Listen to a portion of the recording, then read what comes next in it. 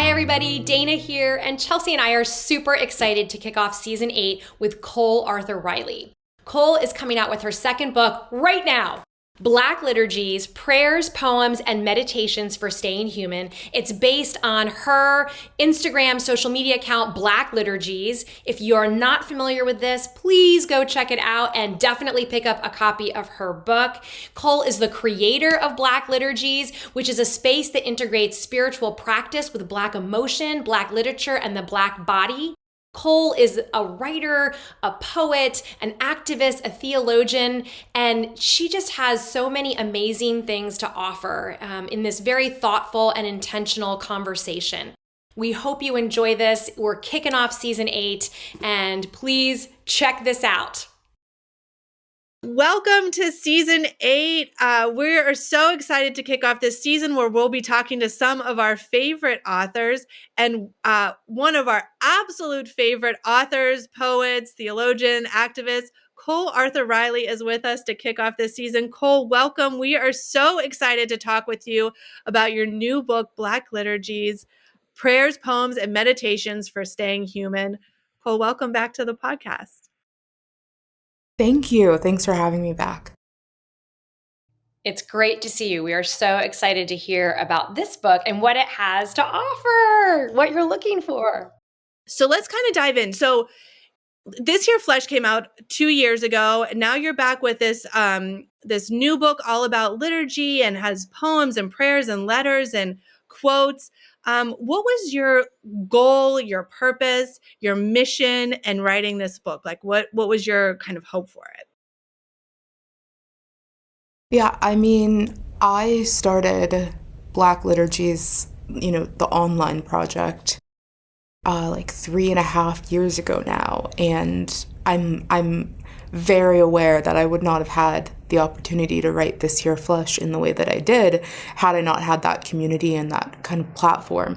And I think most people thought that Black Liturgies would be kind of my first book, and I have been very fortunate that that community has just been incredibly patient with me and kind of received This Here Flesh with open arms, even though it is so different than the project they came to know me from. And so with Black Liturgies, the book, I really wanted to take the time to just honor that community and honor that space that I think really has been collectively generated the past 3.5 years. And so there's, written prayers included, but there are also letters from me that kind of mirror some of the posts that I might share a few of my own thoughts, a few sentences.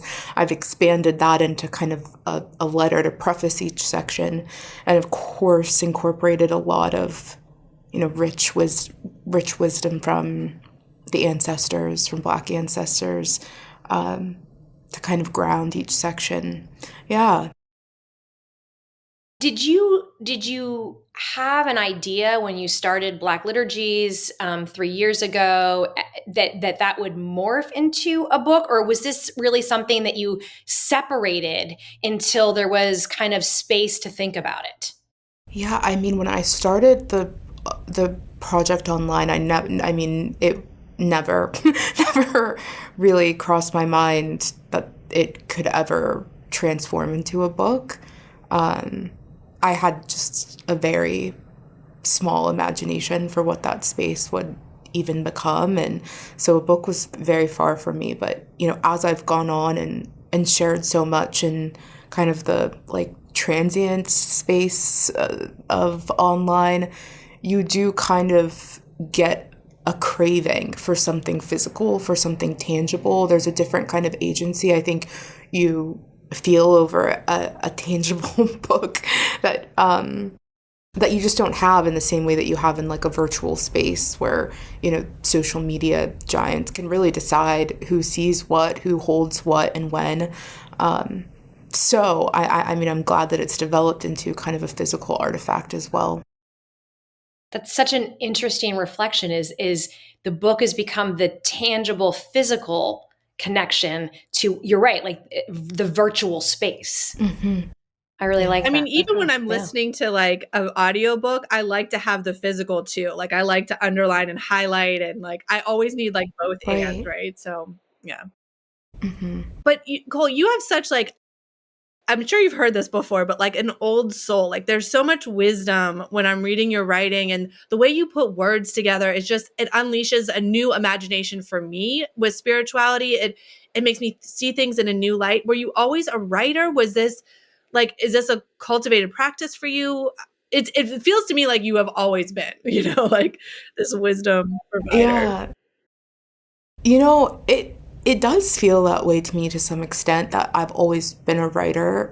I mean, my family jokes that when I was little, I wrote more than I spoke, because I was not a very verbal child at all. And writing for me was kind of my first real form of connection with the exterior world. I was pretty withdrawn and only really spoke to my sister, my father, and a few family members that lived with us.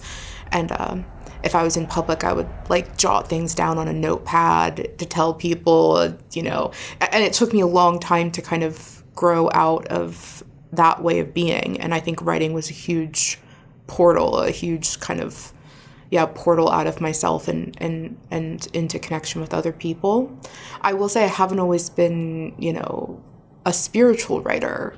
I would say that is not something I think I could have predicted. I wasn't raised in an overtly Christian home, and even in college when I began to kind of enter Christian tradition, it didn't really overlap with the writing I was doing in the classroom. I studied writing at Pitt, and there was really no overlap at all. I kept the page far away from the pew in that sense. There were no allusions to God or anything like that, really, in the writing I was doing. And Black Liturgies, and maybe a year before that in some of the work I was doing, but Black Liturgies is really the first, was the first attempt at sharing kind of writing that's connected to the divine in a public way.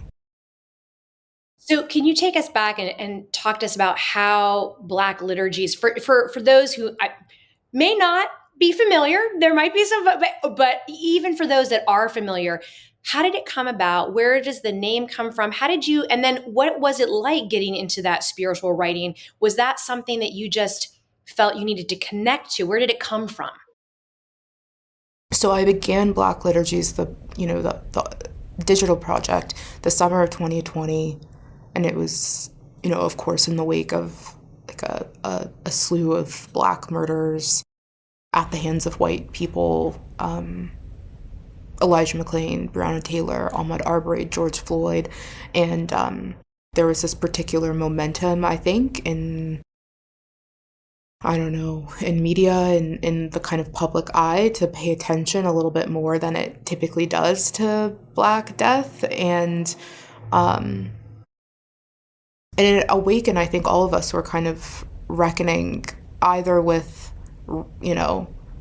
realizing for the first time, which I think a lot of white people maybe were realizing the violence against Black bodies for the first time and having to witness it on a recording. And then for Black people, having to deal with white realization of Black pain. It made everything louder. And I think a lot of Black people looked around and realized that they, had real comfort and harbor in the spiritual spaces that they were in. And I think a lot of Black people looked around and realized, we weren't as safe as we thought we were in the religious spaces that we occupied, the churches that we occupied. And I, for my part, had already grown to love the kind of Episcopal liturgical tradition. I love the writing. I love the kind of beauty of the liturgy. I love not having to think of anything to say on the spot, and having this kind of form decided for me. But I will say the summer of 2020 was one of those seasons where, I say it's just particularly difficult to pray words written by a white man. And so I started Black Liturgies out of that real hunger, and a real lack, I think, in the spaces that I was in to meet and to speak to Black grief and Black joy and, the Black body in a way that felt honest, So I began sharing these little snippets of prayers and connecting them to, Black wisdom tradition, and sharing them in that online community grew pretty quickly. Yeah.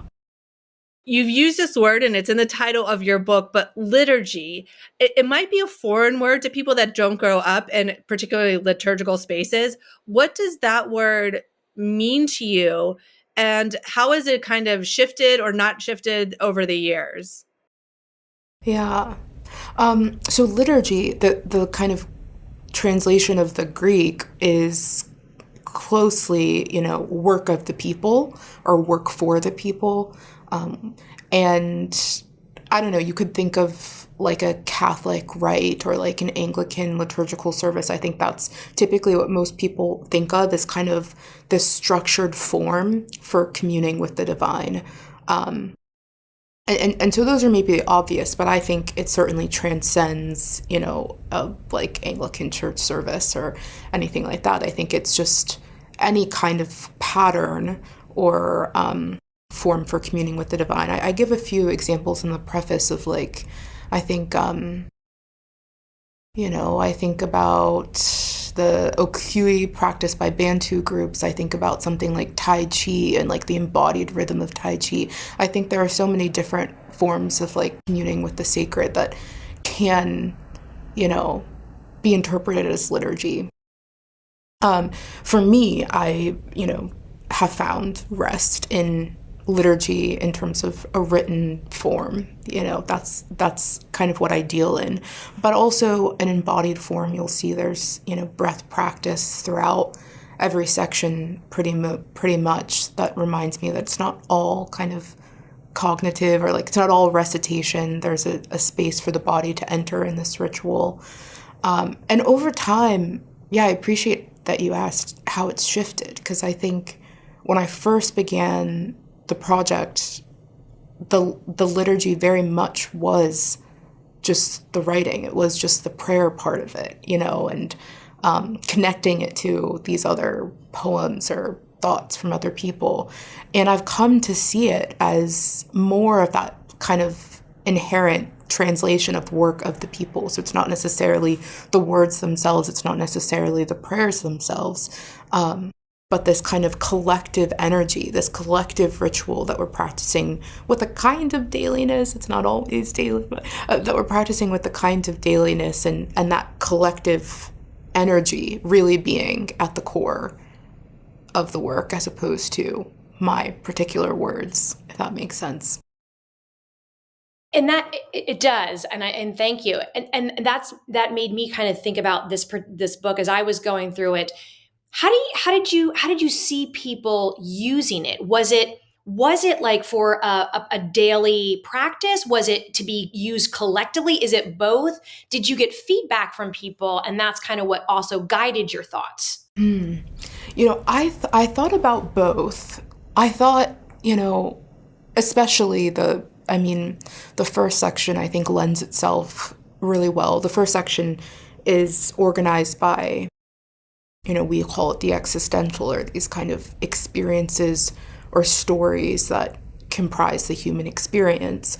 And I think that section lends itself to, being encountered as an individual really well. I think, the letters in particular, and then there's questions for contemplation at the end of each of those sections that I think lend themselves to like self-examine, but I can just as easily see them being held in community if that community is safe and, comfortable. I say this in the book, there are some liturgies that will just sound different with different people in the room, that will just fall in a room differently depending on how safe you feel and who's looking over your shoulder. And so I think it really is contextual with the section. Some section, you might get to the section on secrets and think this is, not where I would not want to encounter this in the community that I belong to.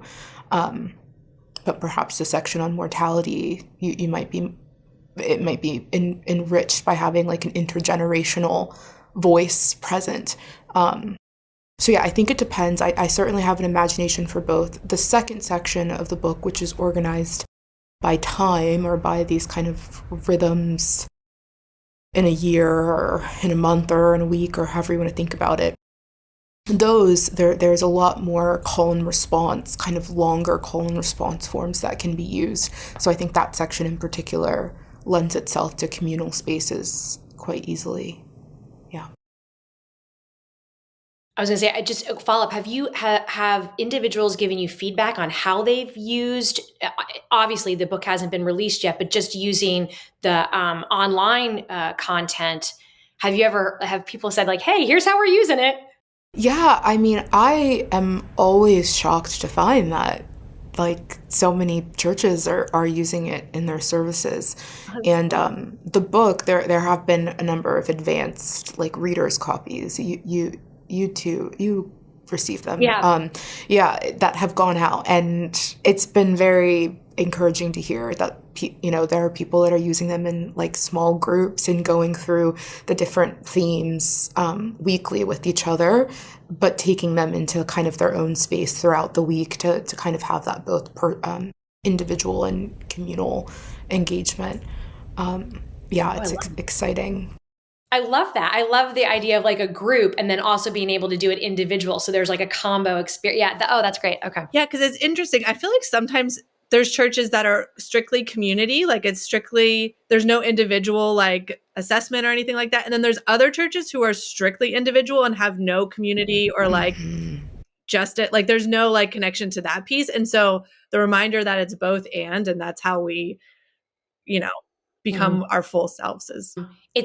I'm just thinking in my, like, it's a great tool because I mean, right now for a lot of people, and I'll speak from my own experience, like church has been kind of a difficult thing, like a church space, and something like this really allows you to practice your faith individually and then maybe find some folks collectively. And it doesn't have to be what we imagine as a church structure. Mm-hmm. And I, right now, for me, I'm pursuing those types of things. Like I'm trying to understand, what does faith look like outside of our idea of this physical church structure? And your book is an example of that.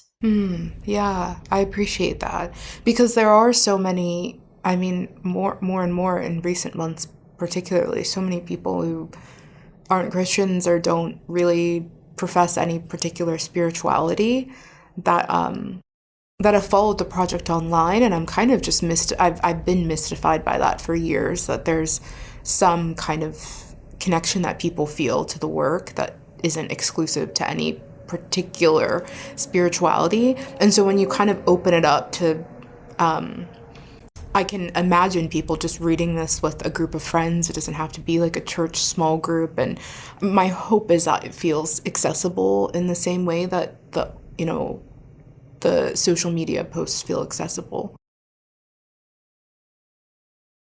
So when we're looking through the titles of your book, and you kind of shared that the first part of the book is maybe a little bit more for individual reflection, the second part is maybe a little more collective, but you have these themes that are this same as your first book, This Here Flesh. And so were those meant to be read in conjunction with each other? Are they separate? Are they just like truths you can't let go of, that they're just so central? Like, what is? Yeah, I think it's a bit of the latter of like the chapters in This Here Flesh are just kind of really core truths that I can't let go of in my own spiritual formation. I've added a number of, I don't know, maybe like, yeah, I don't know how many sections I added. I've added to that number since, and maybe if I had the time and space, I would have made chapters on them in This Here Flesh. But yeah, when I thought about this, I can in a way see people who have read This Here Flesh encountering these and feeling a little more familiar, a little bit more like home to them. But I certainly don't think they, need to be read together, or even, the best companions necessarily. But yeah, those themes and those kind of core stories that I think hold together what it means to be human are just very present and how I think about the world and my writing. So it made sense to kind of organize things that way. And then the ones you've added, how, like, what was that process like? There's one on love, we were saying, there's one on mortality. Like, what are those kind of the thought behind adding those ones? Well, I think because I did such kind of grand chapters for This Year Flesh in the book tour, I've had a lot of people kind of question, like, how did you choose those chapters for This Year Flesh? And, why isn't there a chapter on love? And so I've had to really ask myself those questions as other people have interrogated what sections were left out of This Year Flesh. And some I would say, yeah, that feels right to still leave out. And some I thought, I do have liturgies that I've written that fit into these categories. And I tried my best, where for This Year Flesh, I was really practicing imagination for the interior worlds of my father and my grandma. Those are the kind of stories that hold the thing together. With Black Liturgies, I was really trying to practice imagination for the interior lives of my ancestors and of the people that are in that community, the Black Liturgies community. And so I had to expand it a bit more and make room for the people I've forgotten. And, my grandma, she was someone, for example, who did not want to dwell on mortality at all, couldn't get her to answer a question on mortality, and so that's kind of an absent theme in This Year Flesh, where Black Liturgies, I can think of several elderly people in the community, specifically on Patreon, who every time I post, they share something of their story of their life, what it means to, age and feel like you're becoming obsolete, and have really opened my eyes in that way to kind of an intergenerational voice, where by the time I went to Black Liturgies, I was like, I have to have them on the page. That would be, an injustice and a disservice to them to have that, that be a void. So yeah, it came from a lot of imagining and thinking, okay, who's actually in this community and whose voices maybe are missing within my own kind of small world or even my own familial story. Yeah, I mean, I love what I hear is that you are engaging with those that are engaging with your work, and you're learning, you're hearing from them, and you're interacting, and they're interacting, and that's relationship. Even if it's a virtual space, and it adds value and helps all of us grow, and that's the work I see. So that's a great reflection. You kind of already mentioned this, but in each of the chapters, and this is true on your writing too, you lean on these like wisdom giants, from James Baldwin to Toni Morrison what does that mean for you? Like, what is that, the cultivation of those quotes and that wisdom, how does that kind of come together? And what does that mean for you to kind of rely on that past wisdom? Yeah. I mean, I reached a point, I don't know, I'll say I encountered, when I first started encountering Christianity, it was also the first time I was encountering a lot of Black literature for the first time. This was in college, and I, had never read Toni Morrison before, had never even heard of James Baldwin. I came into college, very ignorant of kind of the Black literary tradition. And so I was experiencing all of this, I don't know, this awakening, I think, in the classroom and in books. And simultaneously, it was the first time I was attending a church regularly, apart from a small stint when I was young growing up. But it was the first time I'd seriously begun attending a Christian church. And the whole of the college experience was so strange and new to me that it was very difficult for me to compartmentalize things. Like, it all was just this new world, the church and the classroom.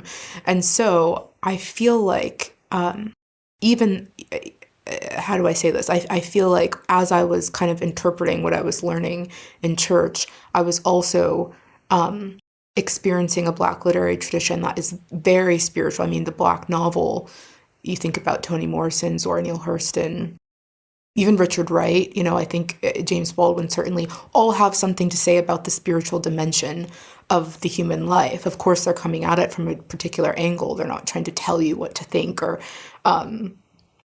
get you to profess any particular creed about what that means, but they're still addressing it. And so I think those things have always been entangled in my mind, and so when I thought about liturgy that is Black, liturgy that honors Blackness, I think there have been plenty of liturgies that honor art and poems and the words of white ancestors, of a white intellectual tradition.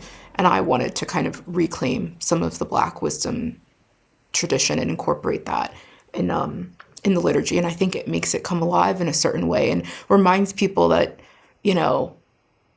nothing that I'm saying is really all that new, that it certainly didn't begin with me, that I'm descending from a long line of people who are concerned with the spiritual, are concerned with the space, the sacred, and haven't sacrificed their Blackness because of it. How has, given all of this and now with this second book, how has your faith experience or journey continued to grow or change or unwind?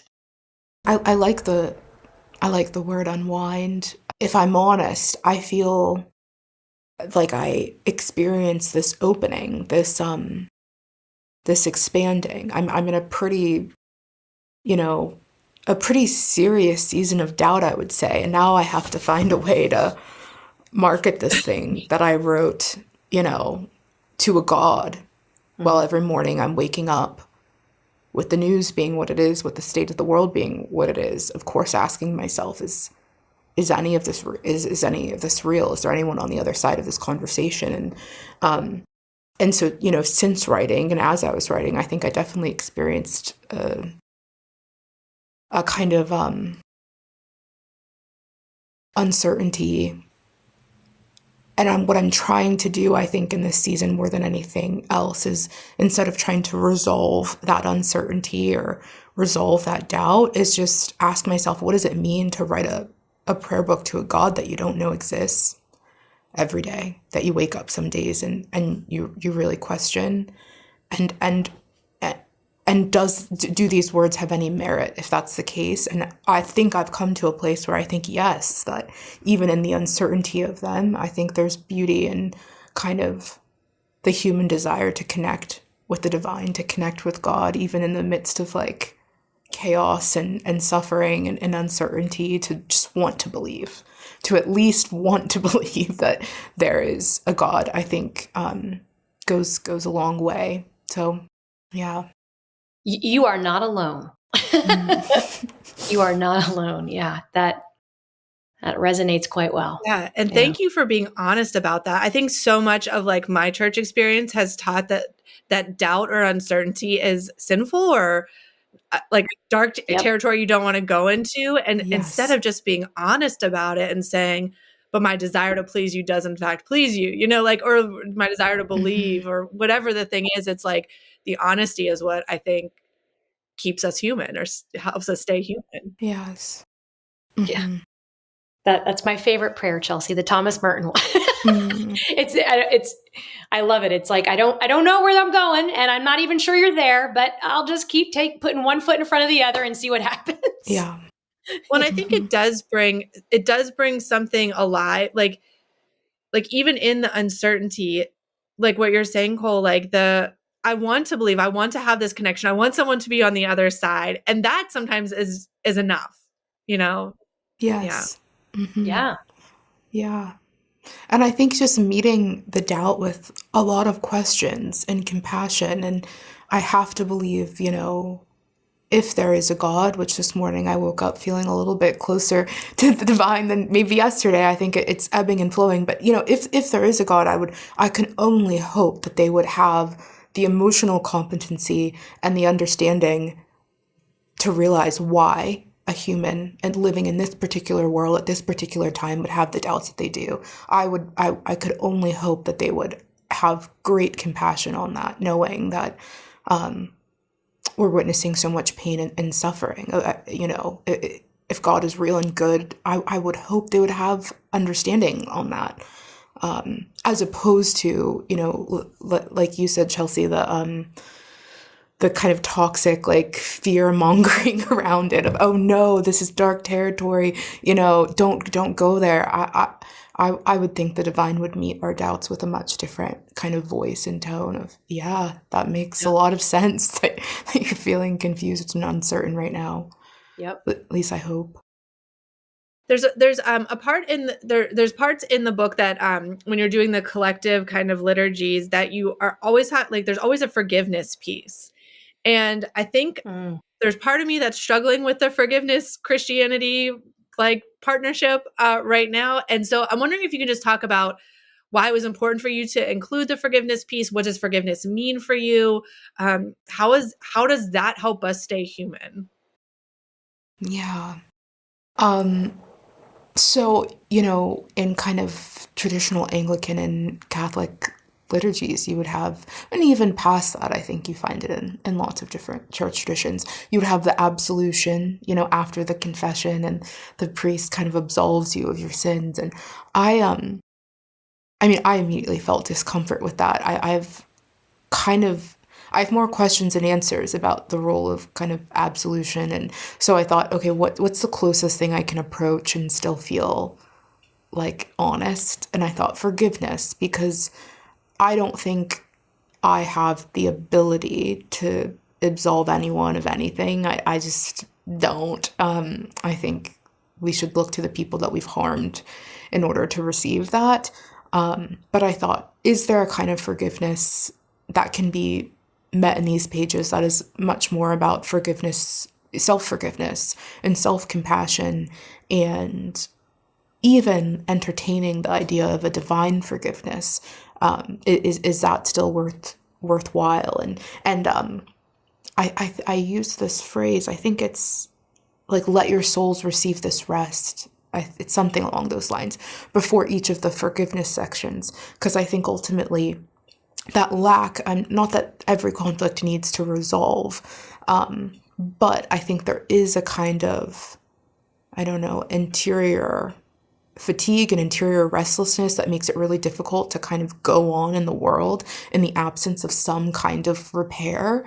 And I think forgiveness is something that can at least give our souls a chance at being put at rest, and gives yourself a chance at being able to face your own interior world, to be able to kind of face what Baldwin calls the tyranny of the mirror. And so, yeah, maybe it's not called absolution, but is there something adjacent that, if there's something adjacent that feels appropriate to approach, I think that is forgiveness and that kind of compassion and rest that comes with it. That's a good reframing. The rest of not the torment, but the mind chatter that goes on when you're in conflict, or that you've hurt someone or someone's hurt you, and the ways that you can just kind of build upon anger and resentment and all that stuff, but to Yes. let your soul breathe for a minute, and yeah, that makes sense to me. That's helpful. Mm-hmm. Yeah, and for a minute, I'm glad you said that, because I don't think it's final, or at least maybe we want to believe it is, but I so rarely have actually experienced forgiveness like that, where it's felt like, okay, someone's forgiven me, or I've forgiven myself, and then that's the end of it. There's still this residual guilt, this echo of the harm that I think reappears. And so can the mark of forgiveness, or the words of forgiveness, even just for a moment, can you enter the rest of forgiveness? And maybe tomorrow you'll feel, racked with guilt again, but can you enter the words tomorrow and let them be restful for however long you can kind of access that self-forgiveness? Yeah. Was there anything in the liturgy, from just your own experience with liturgy, that you left out? So maybe it's absolution, but was there anything you're like, it's something I just can't, put in, or it no longer serves me?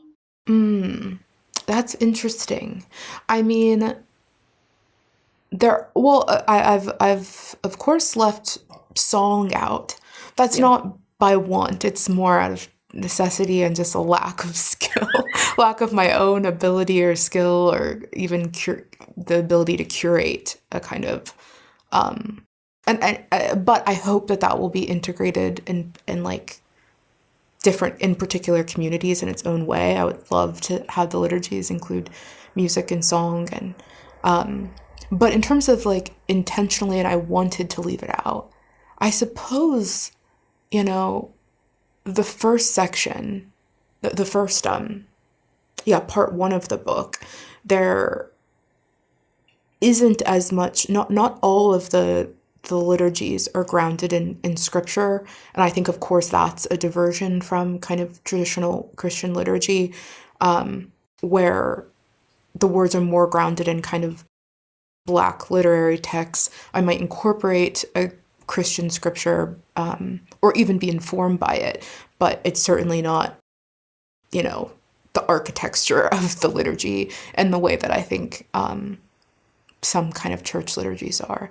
And that was intentional in the way that how I do Black liturgies online is intentional. I want people who are maybe escaping the violence of Christian spaces, the ways that scripture has been used against Black bodies and queer bodies. And I wanted to create a kind of open space to land that isn't tied so deeply to the Bible, but if someone wanted to bring that in their own way, that it would make sense. It wouldn't be, outside of the norm to include a psalm here or there, or whatever speaks to you. So I think that is a pretty big difference. In the second section, however, there is, of course, a lot more Christian scripture, because there's a lot more of the kind of Christian liturgical timeline in that part. Okay. Speaking of the Christian liturgical timeline, so there's like liturgy of like the structure of the service, or, and then there's the liturgical year, which you follow. I'm curious about there are some in traditional liturgical spaces there, you've had some additions. So like Mother's Day, Father's Day, Juneteenth. And I'm wondering how you kind of decided on those, and, just kind of like the thought process. Yeah. Yeah, I mean, I wish I would have added more, honestly. If there's ever volume 2, I think I would have a lot more to add. But I thought about the liturgies that I had shared so far, about these kind of seasonal base liturgies, and the Mother's and Father's Day ones in particular are reimagined from prior Black liturgies post. But I also tried to think of like, what are the rhythms in Black life that wouldn't show up on the page, or aren't going to show up in Thomas Cranmer's kind of conception of a timeline. And of course, Juneteenth is one of them, and it's a time that's more, I mean, with every year that passes is growing larger and bigger for so many communities. But I don't think Christians have the text or history to really engage it in a meaningful way. So I very boldly attempted a liturgy for Juneteenth. I thought about a funeral service, which of course there's some beautiful liturgical writings around funeral services that I wouldn't even dare to correct. But, in a lot of Black spaces, we have something called homegoing celebrations, and it's, a little bit distinct from a funeral. The purpose and the kind of conversations and even the activities that happen, I think, are a little bit different. And I to date have never found a liturgy for a homegoing service, and certainly not one written with the same intention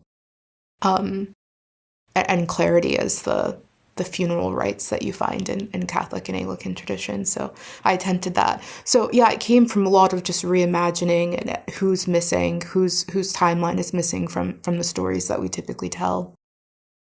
I hope there's a part 2. I want to see all the different ones you would add. That's so interesting. I love that. What's your hope for people as they engage with this work? I think my hope is that people, put the book down feeling nearer to themselves, maybe nearer to God in some way, and feeling connected, connected to this sense of community that transcends time and place. I think books have like an amazing ability to do that, to remind us that we're not alone, even if we're encountering them alone, to remember that there are people throughout history who have had the same questions, who have, worn the same scars and found a way to survive and even have found joy and, delight in the midst of it, I think is an incredibly powerful thing. So I hope people encounter that.